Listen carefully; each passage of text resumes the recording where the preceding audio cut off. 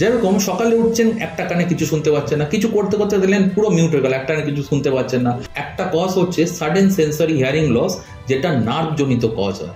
একটা এর ওষুধ দিয়েও ট্রিটমেন্ট হয়, আবার কানের মধ্যে একটা ছোট ইনজেকশন দিলেও অনেক সময় এটা রিভার্সিবল হয়ে যায়।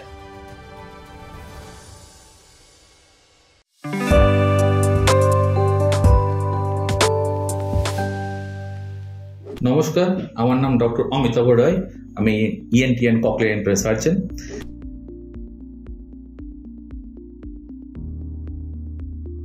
আপনি হট করে সকালবেলা উঠলেন আর দেখলেন একটা কানে কিচ্ছু শুনতে পাচ্ছেন না, কানটা মিউট হয়ে গেছে। এর অনেকগুলো কজ হয়, তার মধ্যে একটা কজ হচ্ছে সাডেন সেন্সরি হিয়ারিং লস, যেটা নার্ভ জনিত কজ হয়।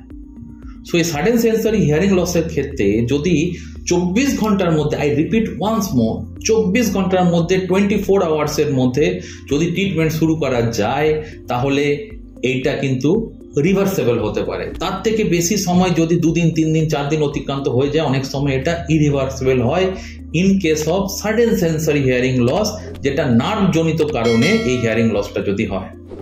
তাহলে যদি কেউ হট করে না শুনতে পান, যেরকম সকালে উঠছেন, একটা কানে কিছু শুনতে পাচ্ছেন না, কিছু করতে করতে দিলেন পুরো মিউট হয়ে গেল, একটা কানে কিছু শুনতে পাচ্ছেন না, তারা 2 দিন 3 দিন 4 দিন ওয়েট করবেন না, ভাববেন না যে আবার ঠিক হয়ে যাবে আমার। অবশ্যই নিকটবর্তী ডাক্তারবাবুর কাছে গিয়ে কনসাল্ট করুন এবং ট্রিটমেন্ট শুরু করুন। এর ট্রিটমেন্ট 2 ধরনের হয়, একটা এর ওষুধ দিয়েও ট্রিটমেন্ট হয়, আবার কানের মধ্যে একটা ছোট ইনজেকশন দিলেও অনেক সময় এটা রিভার্সিবল হয়ে যায়।